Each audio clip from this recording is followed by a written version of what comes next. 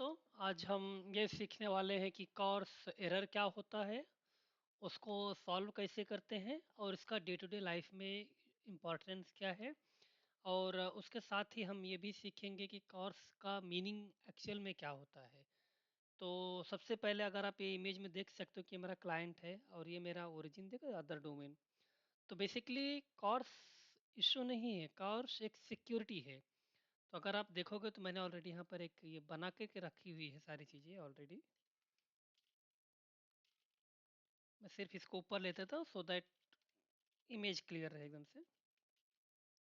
And then I explain चीज़ें चलती कैसे हैं। तो कॉर्स इशू सॉल्व करने के दो तरीके होते हैं। एक होता है आप अपना बैकएंड कॉन्फ़िगर कर दो कि वह स्पेसिफिक ओरिजिन का रिक्वेस्ट एक्सेप्ट कर ले।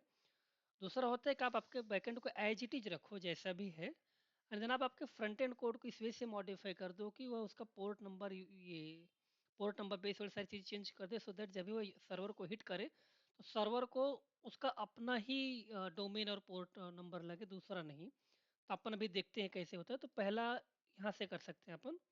देखो I dot use CORS policy यहाँ पे है एक। तो आप एक मिडलवेयर है ये आप यूज करके आप कॉर्स पॉलिसी कॉन्फ़िगर कर सकते हो। यहाँ पर आपको बताना पड़ेगा कि आपने जो बैकएंड कॉन्फ़िगर किया उसमें कौन-कौन से डोमेन, सब डोमेन्स या क्लाइंट ओरिजिन अलाउड हैं।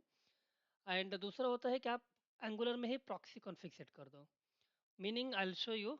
तो अगर आप देख सकते हो तो मैंने यहाँ पर देखो बेसिकली मैंने कमेंट करके रखा हुआ है, दूसरी यूआरएल मेरी ये है। तो ये जो यूआरएल है बेसिकली है मुझे एक एरे ऑफ जेसन रिटर्न करती है, आप यहाँ पे देख सकते हो। तो ये देखो मैंने हिट किया तो ये मुझे यहाँ पे ये एरे ऑफ जेसन दे रही है।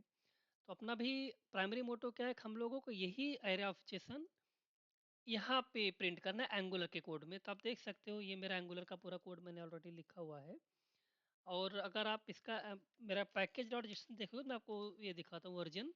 तो मेरा वर्जन 18 है, एंगुलर का लेटेस्ट वर्जन है 18। 19 भी बीटा वर्जन मार्केट में है, तो भी 18 स्टेबल है, तो 18 मैंने इंस्टॉल किया हुआ है इसमें।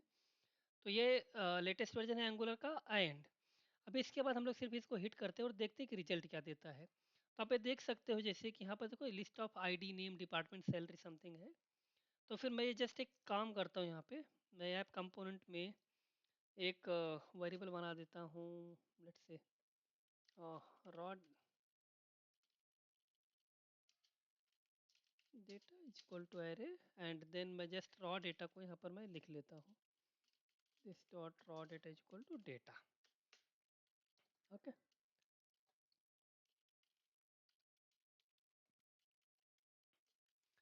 ठीक है। तो अभी हम देखते हैं क्या बोलता है। तो अगर आप देखोगे यहाँ पर ध्यान से तो ये देखो ये मेरा कोर्स इशू देकर के यहाँ पे ब्रेक हो रहा है ये लाइन।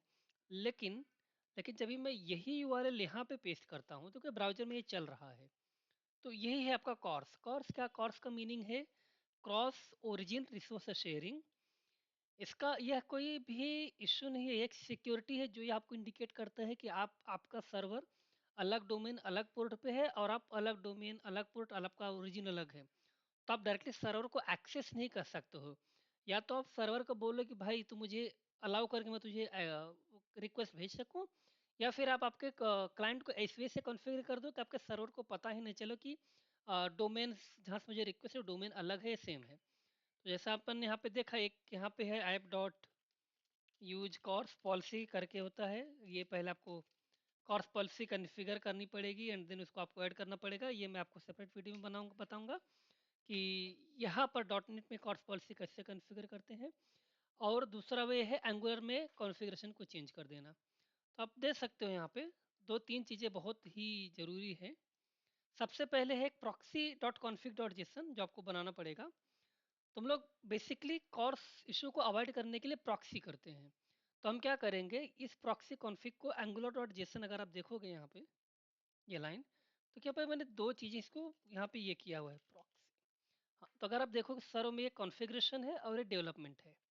बाय डिफ़ॉल्ट हमारा जो डिफ़ॉल्ट कॉन्फ़िगरेशन देखो डेवलपमेंट पॉइंटेड है यहाँ पे। तो इसके अंदर मैंने प्रॉक्सी कॉन्फ़िग यहाँ पे ये सेटिंग सेट कर दी हुई है।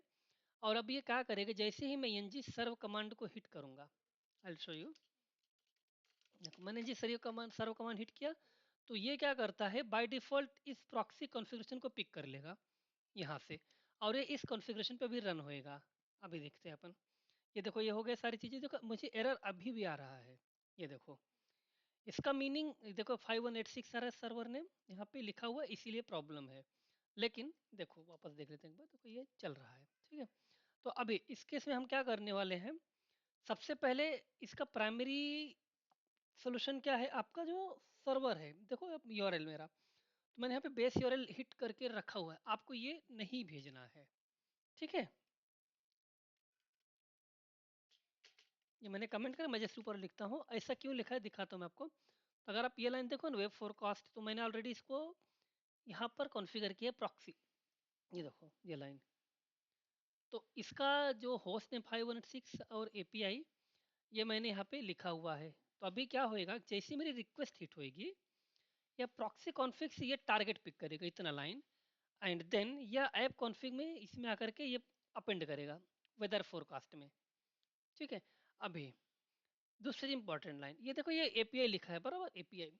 तो फिर एपीआई पाथ रीराइट में मैं इसको ब्लैंक कर रहा हूँ, सो दैट ये एपीआई को अपेंड ना करे, ठीक है। तो क्या करेगा, टारगेट लेगा, टारगेट यहाँ से पिक करेगा, एंड देन सर्विस यूआरएल यहाँ से पिक कर लेगा ये। देखते हैं अभी। देखो, देखो भैया 200 आ गया। अब आप ये देखोगे, अगर देखो मेरा जो क्लाइंट है वो 4200 ही जा रहा है, बट इंटरनली ये क्या करेगा, ये टारगेट को हिट करेगा प्रॉक्सी, ये इसको हिट करेगा यहाँ से सर्वर को, ठीक है। और यहाँ से ये रिस्पॉन्स लेके आएगा। अभी देखते हैं अपन इसका रिस्पॉन्स क्या आया। ये देखो ये रिस्पॉन्स आया है। अभी इसको हम यहाँ पे प्रिंट करते हैं, ऐप कंपोनेंट, ये मेरा रॉ डेटा है, ठीक है। मैं जस्ट इसको डॉट जेसन H3 मैं बड़ा कर दे, सो दैट अपने समझ में है कि भाई लिखा क्या है यहाँ पे, ठीक है। अभी देखो क्या आता है। ओके, ज़्यादा हो गया है।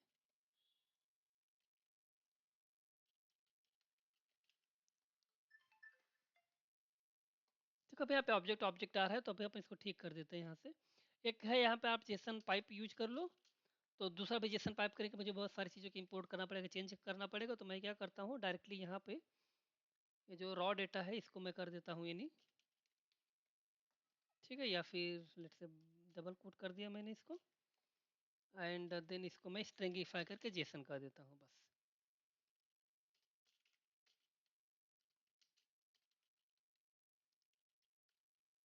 ओके, अब ये देखो, तो आईडी नेम सैलरी जो भी थी सारी वैल्यू प्रिंट हो गई। तो आपका कोर्स यही है, कोर्स कोई भी रॉकेट साइंस नहीं है, बहुत ही सिंपल सी चीज़ है। बट यस, ये आपको कॉन्फ़िगर करने आना चाहिए। और अभी हम लोग अगले वीडियो में ये सीखेंगे कि कॉर्स इशू हम लोग प्रॉक्सी के थ्रू एंगुलर में तो फिक्स कर दिए, लेकिन सर्वर का क्या, हर जगह पे अपन नहीं करते, नहीं बैठेंगे। जब भी मेरे पास एक सर्वर के अगेंस्ट अगर 10 डिफरेंट एप्लीकेशन है, सब में कर सकते हैं प्रॉक्सी कॉन्फ़िग करो। या फिर आप सर्वर को इस वजह से कॉन्फ़िगर कर दो कि वह सारे या फिर कोई स्पेसिफिक ओरिजिन का है रिक्वेस्ट एक्सेप्ट करे। तो ये हम अपने अगले वीडियो में देखेंगे। वन मोर टाइम फिर से देख लेते हैं अपन। सबसे पहले आपको, ये तो मेरा कंसोल लॉग मारा है यहाँ पे मैंने। सबसे पहले आपको प्रॉक्सी कॉन्फ़िग फाइल बनानी है, वहाँ पर आपको ये सेटिंग डालनी पड़ेगी। ये मेरा टारगेट है, जो भी आपका सर्वर यूआरएल रहेगा एपीआई का, वो यहाँ पे डालना है। अगर यह H T T P S है, अगर आप H T T P S का, तो आपको सिक्योर इसको ट्रू करना पड़ेगा, एंड इस तरीके से एसएसएल को भी ट्रू करना पड़ेगा, सो दैट आप तभी आपका ये H T T P S पे चलेगा। क्योंकि मेरा एपीआई जो है एच टी टी पी पर नहीं है, इसलिए मैंने इसको ऐसा रखा हुआ है, ठीक है। और उस दूसरा, इसके बाद आपको पैकेज एंगुलर डॉट जेसन में आना है, और आपको यहाँ पे कॉन्फ़िगर करना पड़ेगा प्रॉक्सी कॉन्फ़िग। सेम अगर आप सर्वर पे भी सेम करना चाहो, तो आपको सर्वर पे भी सेम करना पड़ेगा, यहाँ पे भी करना पड़ेगा। ये आपको यहाँ पे कॉन्फ़िगर करना पड़ेगा। अभी हम पैकेज डॉट जेसन में कर जाते हैं, यहाँ पे डिफ़ॉल्ट कॉन्फ़िगरेशन लिखा है डेवलपमेंट। तो जब भी आप एनजी सर्वर कमांड हिट करते हो, तो डेवलपमेंट कॉन्फ़िगरेशन पिक करके यह एंगुलर को रन करता है। आज के लिए इतना ही, अपन अगले वीडियो में फिर से मिलेंगे। तब तक के लिए नमस्कार, थैंक यू।